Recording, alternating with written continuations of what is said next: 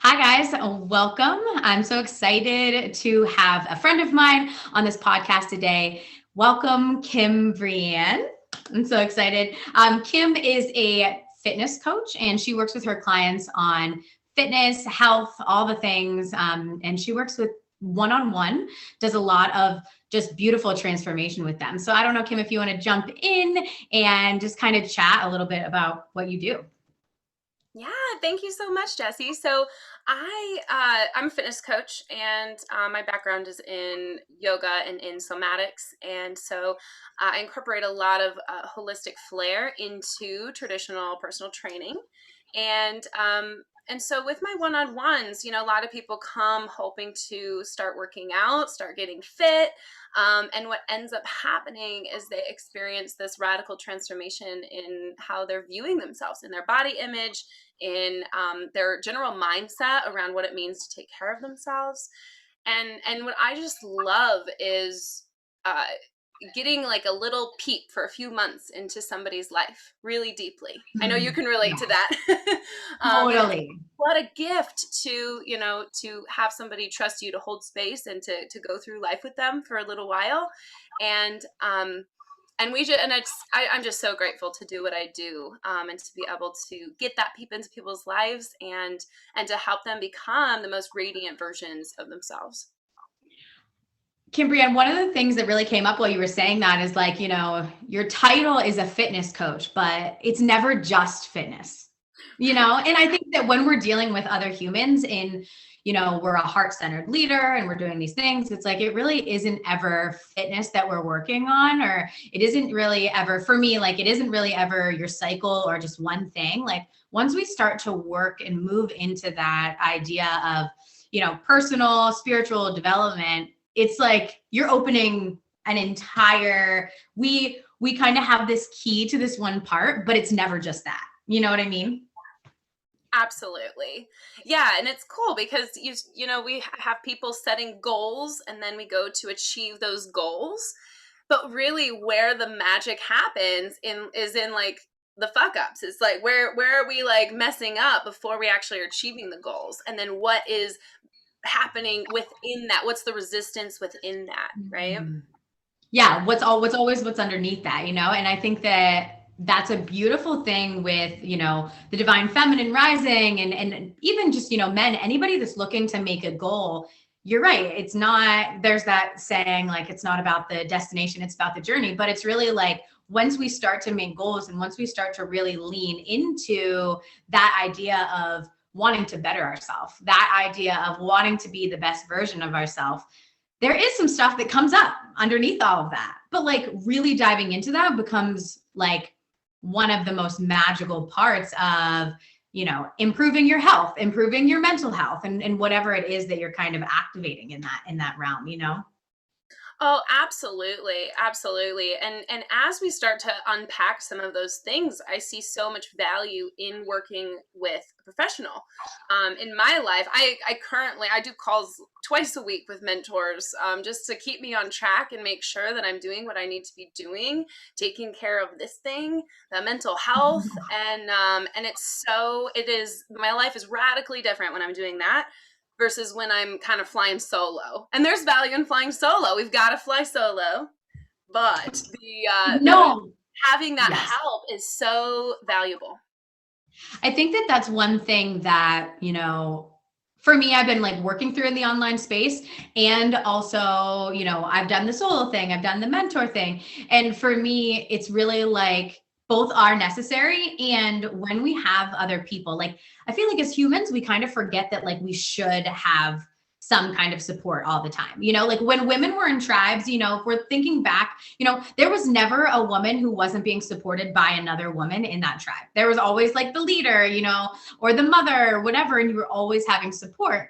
And I feel like now we have either these like misindependent, like ego attachments to, no, I only want it to be, or like, I can do this by myself, right? That identity kind of idea.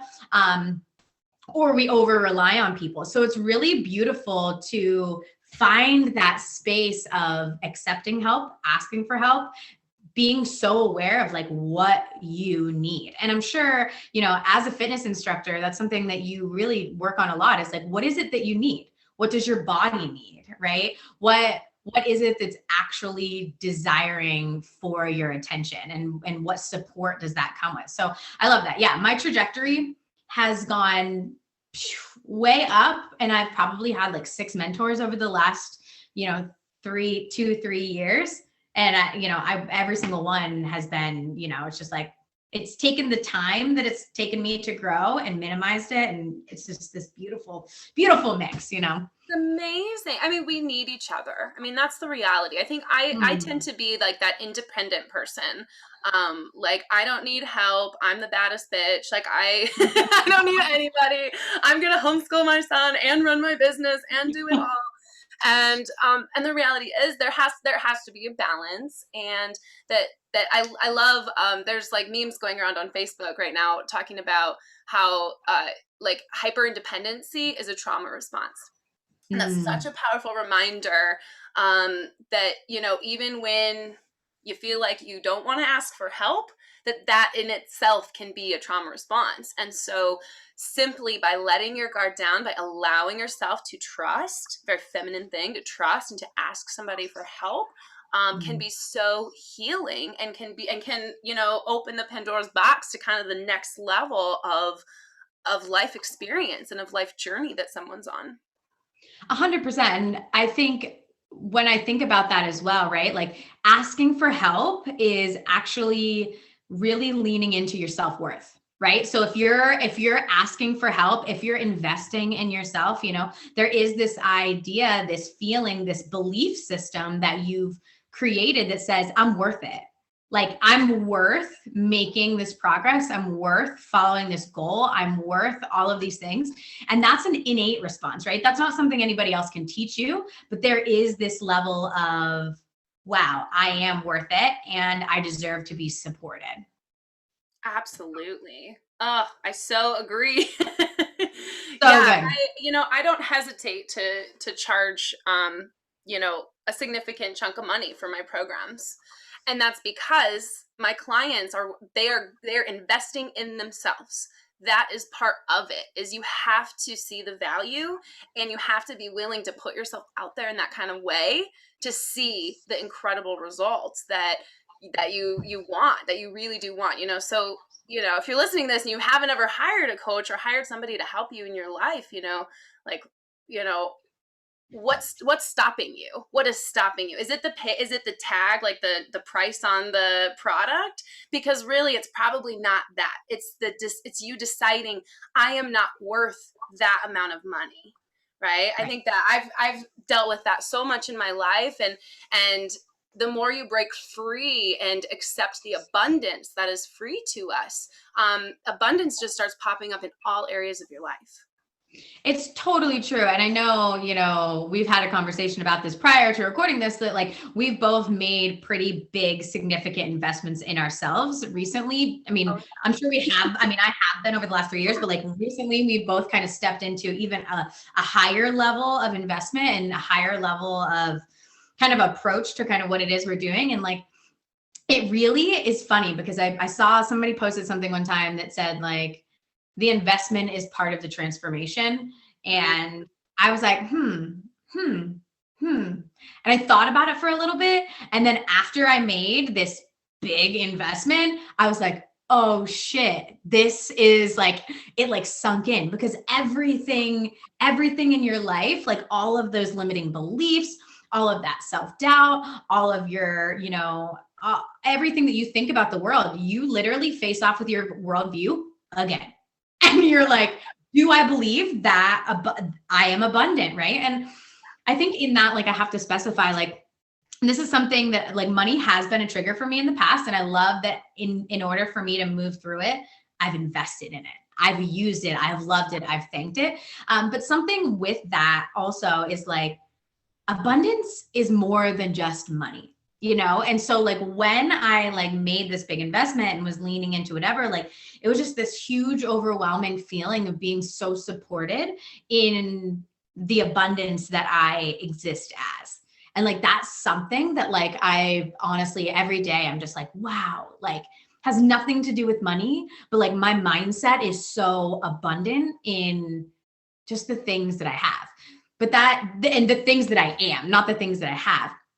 But that came with uprooting a lot and being able to like be like, wow, no, that is what I believe. That is my belief system.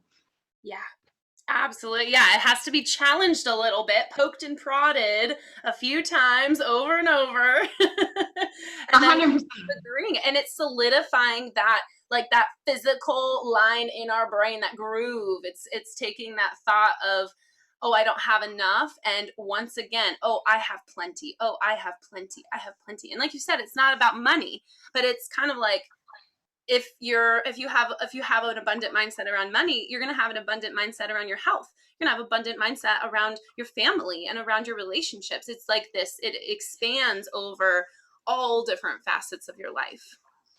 Yeah. And I think it's so, I mean, so much of the work that we both do in very different ways is really about understanding where and how we see the world and ourselves and the processes and all of that. You know, it's like for me, being able to see where society has, you know, taught me, and I've unlearned a lot of conditioning and patterns, but it's like, you know, the idea that like there's not enough for everyone, you know, and like that idea is just like so present.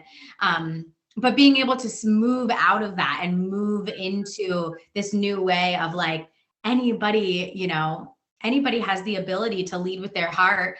And, you know, quantum physics is catching up with that. I've been like so into, I just read this book called Happy Pocket Full of Money. And it was just literally all about like thinking and being and feeling into the vibration of abundance and what that does for your life. And it's been incredible for me. Like it's literally in a month, it's transformed so much of, you know, the way that I'm viewing everything in my life. I mean, and it's things that I knew, but that now I'm just kind of like, oh, it's like downloading finally. You know what I mean? Absolutely. Absolutely. Yeah, and I'll take this moment to segue, because I feel like, as we look at abundance versus maybe a not enough mindset, it reminds me of all the things I hate about the diet and fitness world. So, not to Mm, laugh about it, it's serious. let's talk about that for real. So, I mean, first off, like the diet world specifically, a lot of the fitness world make their money on scaring people.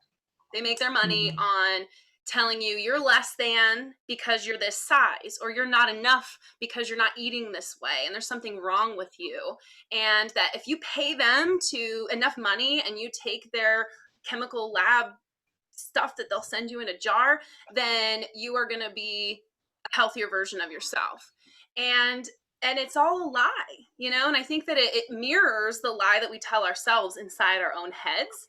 And that's why we're so drawn to it. And it's like I yo-yo dieted for years, since I was like 14 years old. I was doing like Atkins and South Beach, and like just like trying to fix myself, when in the reality there's no fixing to be done. It was letting go of this belief that there was something wrong with me because I didn't look a certain way, or because I wasn't eating the proper way. And I found so much healing in that. And I feel really passionately about unconditioning my clients from that, because so many of us, like, I mean, I won't say all of us, but so many of us come from, cultures of yo-yo dieting, and of, oh, I'm gonna diet and lose weight, and then I'm gonna like look like this for a while. What happens when you start eating like a real person again?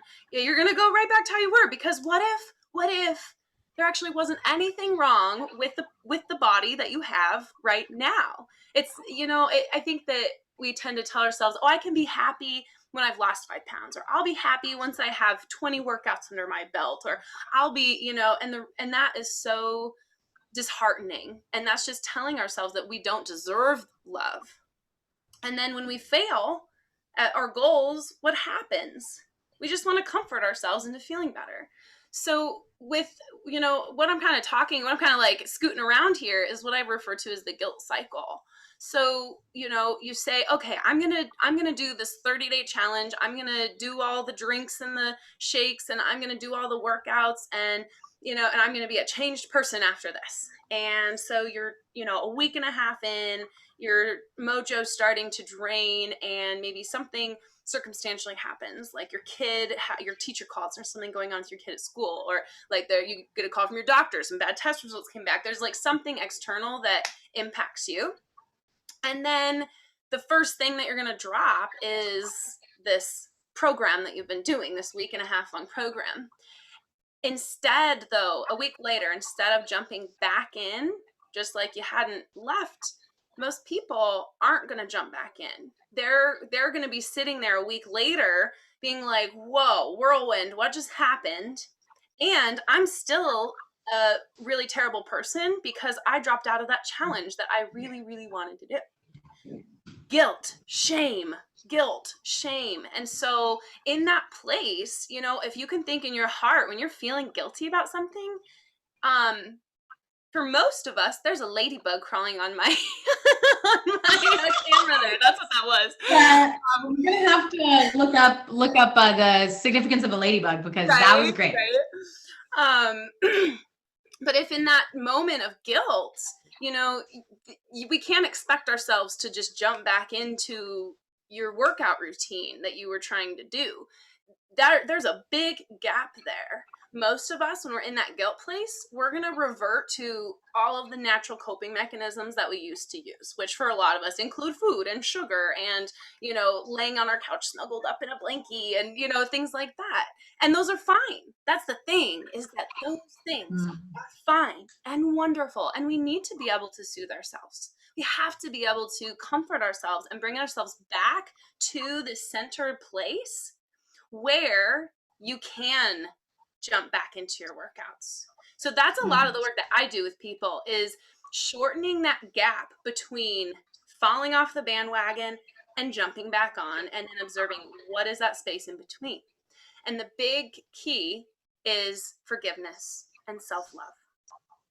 To override the guilt cycle, to break it, we come back to forgiveness of self, forgiveness of others, and loving ourselves on a deep level. Reminding ourselves we are worthy, even if we didn't finish all the things on the list that we were supposed to do.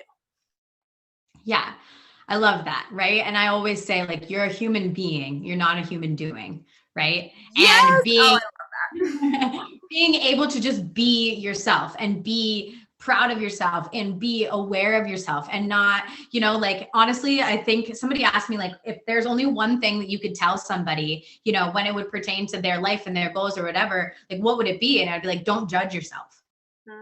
Like, getting out of that guilt and shame cycle starts with being able to observe the experience without saying, you're a piece of shit, I can't believe you couldn't do that. Like, that's not really any, and that right there, that little piece of being able to stop yourself from putting yourself down is something that can change everything in your life. That one simple thing, right? Because if you just are like, okay, what is it that I actually desire? Or, what was under that didn't allow me to succeed, feel like I succeeded in that? What was that? And if we can just be really curious,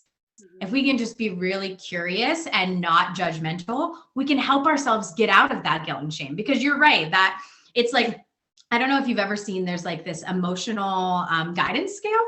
And it basically is like, once we get into a negative emotion and then we have guilt is like at the bottom. And so it's really hard to climb back up after you get back down. But if you can stop that from appearing and, be very intuitive about what it is that you need and really lean into your body, that's one thing that I focus on a lot in my work, is like, what does your body need? What is it actually desiring? Yeah, absolutely. I can so relate to that spiral that you're talking about with guilt at the bottom.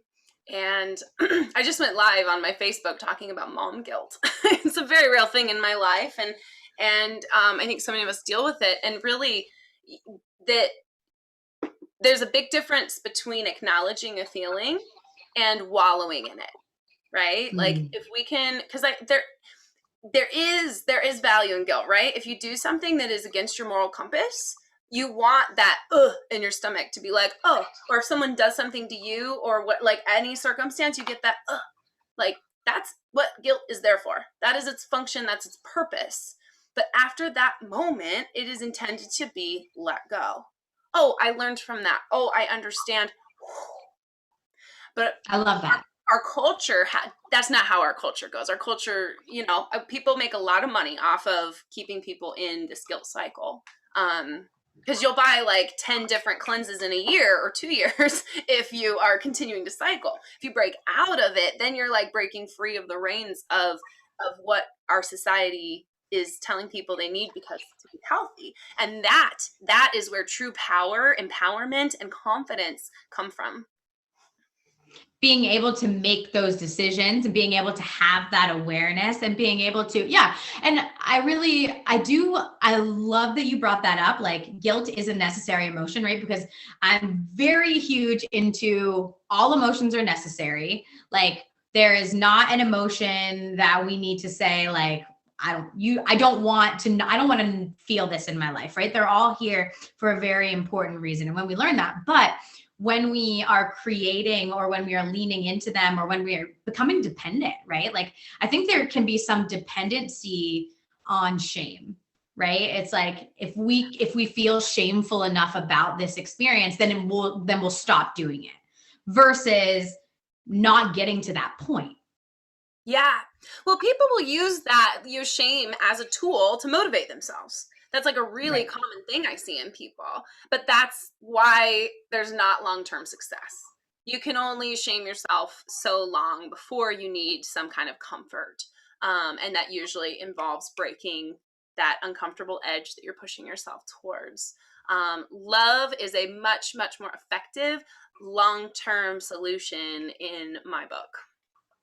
Yeah, I had this revelation a year ago or so, maybe a couple years ago, that was like, I'm not going to eat healthy because I want to change my body. I'm going to eat healthy because I love my body, right? Because I'm happy to be in my body. Because, and just that switch it turned off the like hyper awareness of should I, shouldn't I, should I, like what, and it allowed me to be like, but what do I need? But what do I desire? It leaned so deeply into that. Actually, I trust myself Mm-hmm. to make the conscious decisions for myself. And I trust myself to have an ice cream cone. And I trust myself to have this. And I, without feeling like it's going to be this big spiral of I can't gain control back and all of these other things. Right.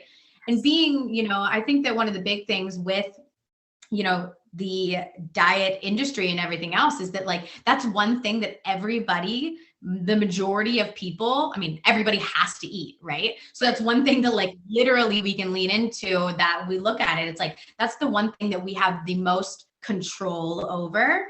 And so that plays a big factor into why it's such a big like industry with guilt and shame. Totally.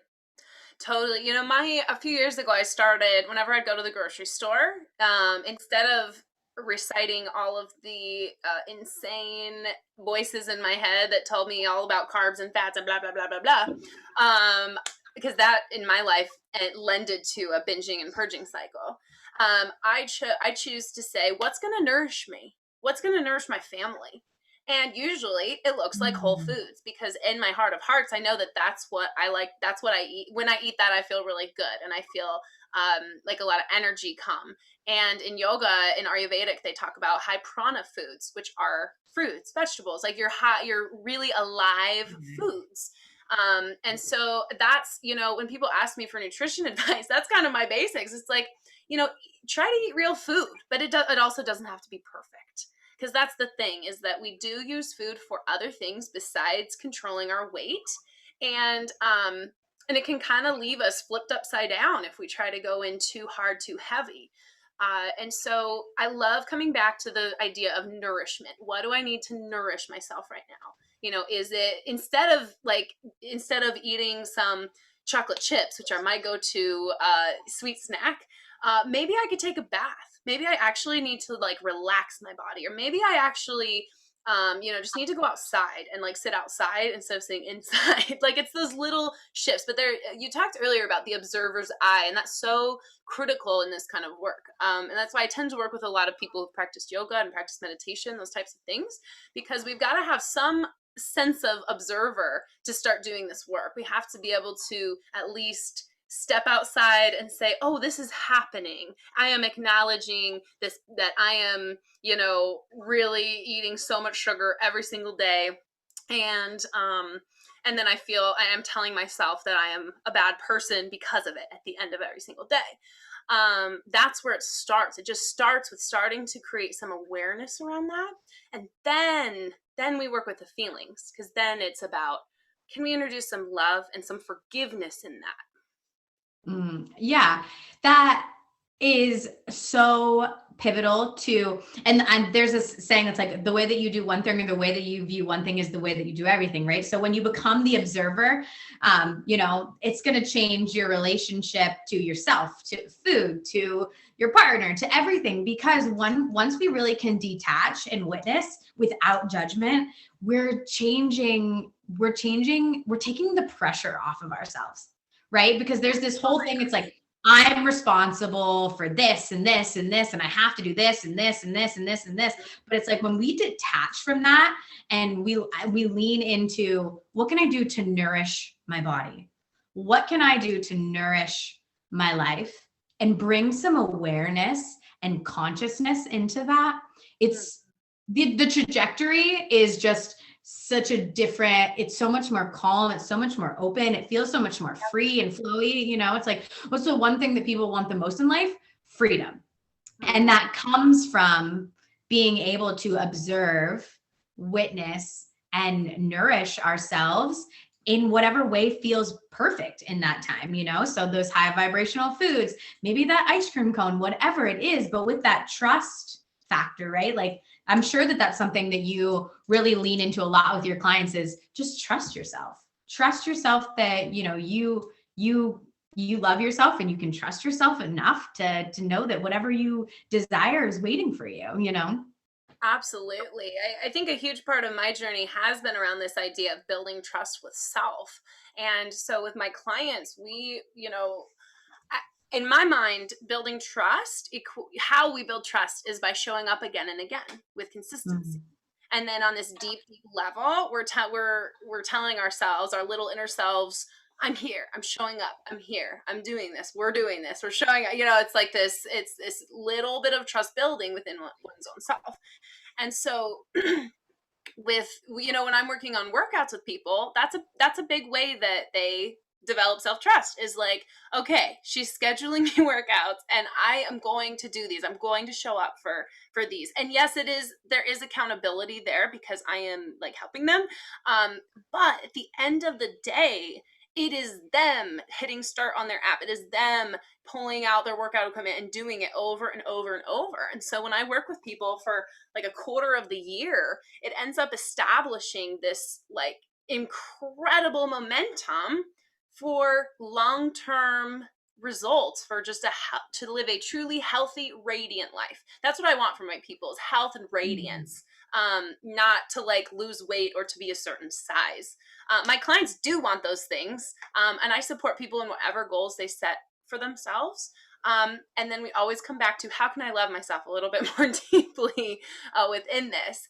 But I tell you, it's such a beautiful process to see people developing trust through doing home workouts over and over and over again, and to leaning into how they're moving their body, leaning into how they're breathing while they're moving their body, where their head is at, what they're focusing on, what their attention is on while they're moving. It becomes just truly a moving practice that anchors a healthy lifestyle.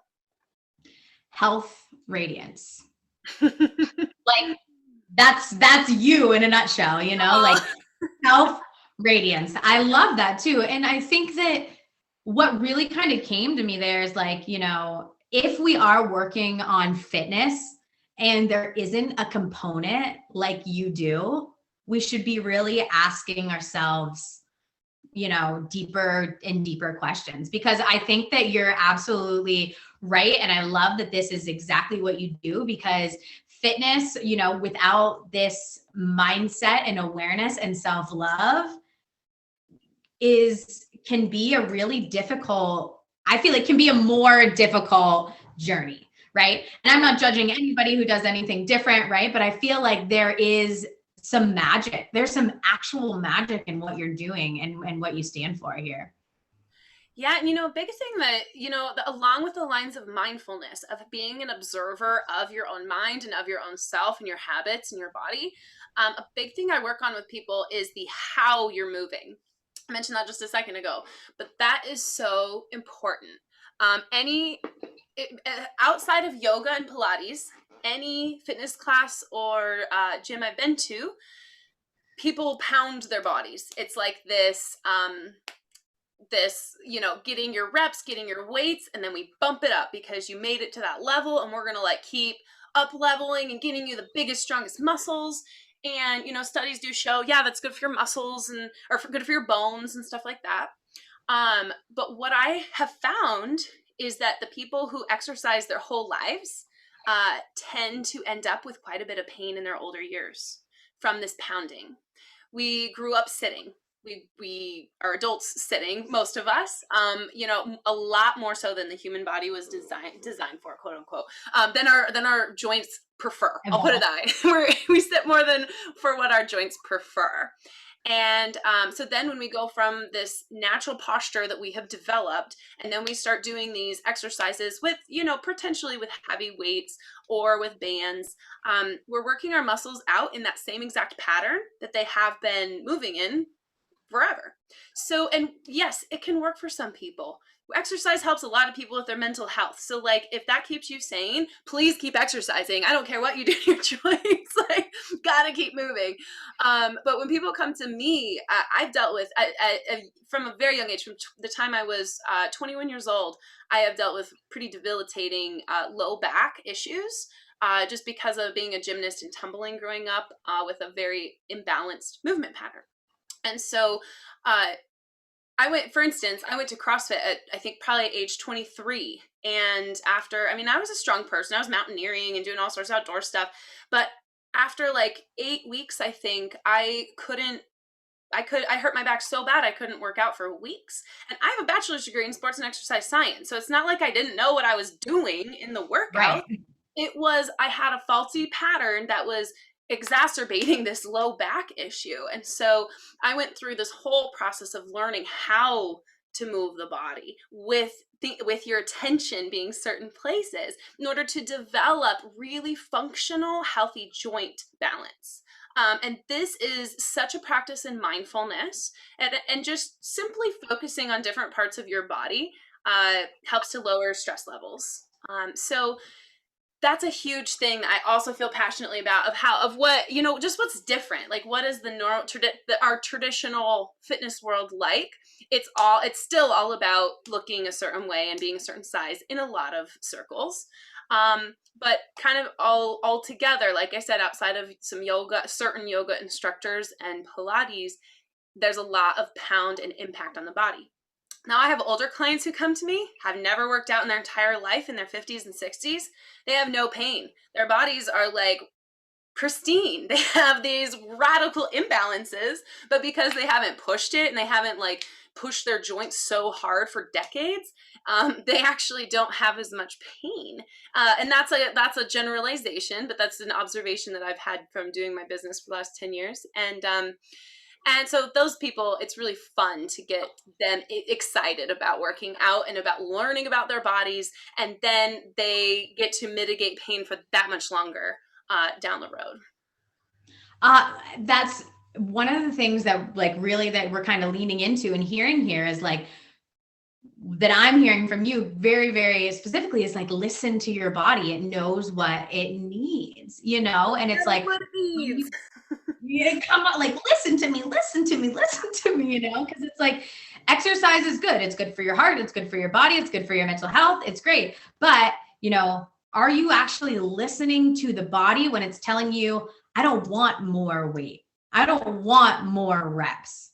I don't want more, or when your low back says, hey, why don't you just take a walk today rather than working out so hard because you feel like you should, and like that awareness, that mindfulness is something, it's beautiful, Mhm. my partner is a physical therapist, and so he does a lot of work with posture, and like I hear that all the time, just about like if your posture is not there, you're still going to be having consistent difficulties. And so I've learned a lot about my posture since, just being like, oh wow, I didn't realize. And especially like as a woman, right, we're just kind of like, oh, we got a little bit more weight in the front.